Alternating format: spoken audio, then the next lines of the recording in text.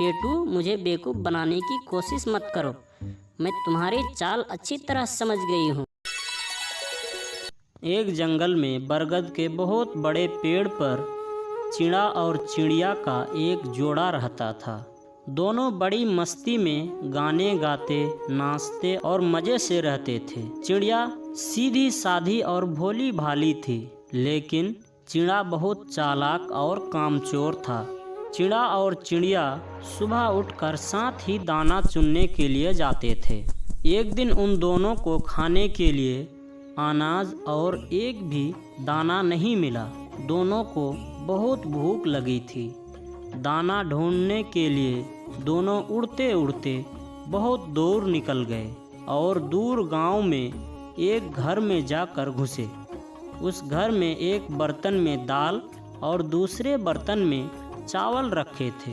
दाल और चावल देखकर चिड़ा चिड़िया से बोला, क्यों ना आज हम खिचड़ी बनाकर खाए।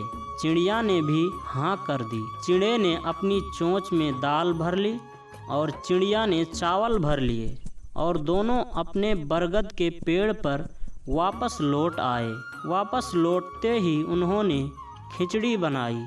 खिचड़ी इतनी स्वादिष्ट बनी कि दूर दूर तक खिचड़ी की खुशबू फैल रही थी। चिड़ा चालाक और कामचोर होने के साथ साथ बहुत बड़ा पेटू भी था। उसने सोचा कि खिचड़ी अगर आधी आधी बांटी तो मेरा पेट नहीं भरेगा और मैं भूखा ही रह जाऊंगा।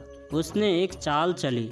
वह चिड़िया से बोला, अभी खिचड़ी गर्म है, गर्म खिचड़ी खाने से मुंह जल जाएगा। चलो जब तक खिचड़ी ठंडी हो तब तक पास के तालाब में नहा आते हैं, फिर आराम से बैठकर मज़े से खिचड़ी खाएंगे।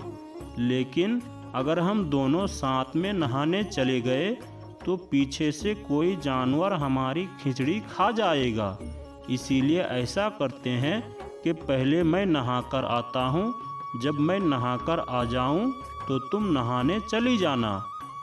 ये कहकर चिड़ा तालाब पर नहाने चला गया और जल्दी से नहाकर वापस लौट आया। उसने चिड़िया से कहा, अब तुम नहा आओ, जल्दी लौट कर आना, फिर दोनों मिलकर खिचड़ी खाएंगे। तब तक मैं यहाँ खिचड़ी की रखवाली करता हूँ। जैसे ही चिड़िया नहाने गई तो चिड़ा खिचड़ी पर टूट पड़ा और कुछ देर में ही सारी खिचड़ी चट कर गया।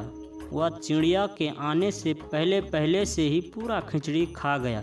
खाने के बाद चादर ओढ़कर सो गया। थोड़ी देर बाद चिड़िया नहा कर आई। उसने देखा कि खिचड़ी का बर्तन खाली पड़ा है और चिड़ा चादर तान कर सो रहा है। चिड़िया को ये समझते देर नहीं लगी, ये सब चिड़े के ही करतूत है।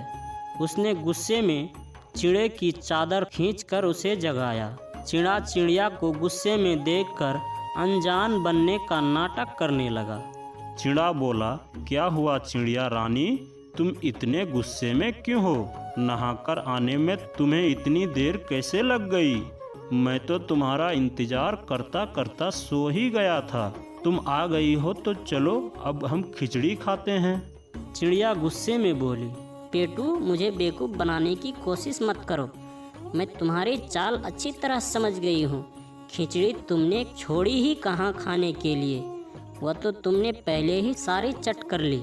चिड़ा बोला, ये बिल्कुल झूठ है, मैंने खिचड़ी नहीं खाई। मुझे सोता हुआ देखकर शायद कोई और जानवर खिचड़ी खा गया होगा।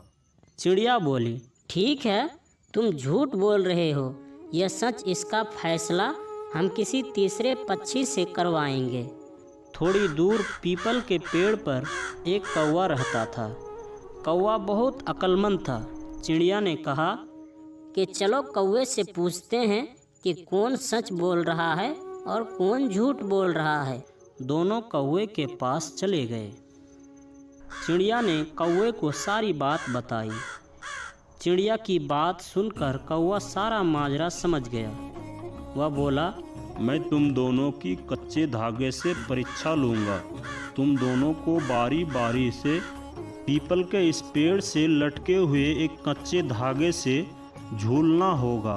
तुम में से जो भी झूठा होगा उसका धागा टूट जाएगा और जो सच्चा होगा उसका धागा नहीं टूटेगा।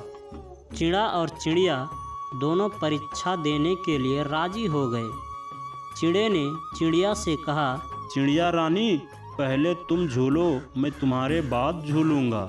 चिड़िया बहुत भूखी थी, इसीलिए उसका वजन भी कम हो गया था। वह बड़े आराम से कच्चे धागे से झूल गए। उसके वजन से धागा नहीं टूटा। अब चिड़े के झूलने की बारी आई। चिड़ा डरते डरते कच्चे धागे से लटका, लेकिन उसके लटकते ही धागा टूट गया, क्योंकि वह सारी खिचड़ी अकेले ही खा गया था, जिससे उसका वजन भी बढ़ गया था। चिड़ा धड़ाम से जमीन पर आ गिरा। उसके मुंह और पेट में चोट भी लगी। कौवे ने कहा कि हो गया फैसला, चिड़िया सच्ची और चिड़ा झूठा। सारी खिचड़ी चिड़े ने ही खाई है। चिड़े ने भी अंत में अपनी गलती मानकर दोनों फिर बरगद के पेड़ पर वापस लौट गए और दोनों खुशी खुशी अपनी जीवन बिताने लगे।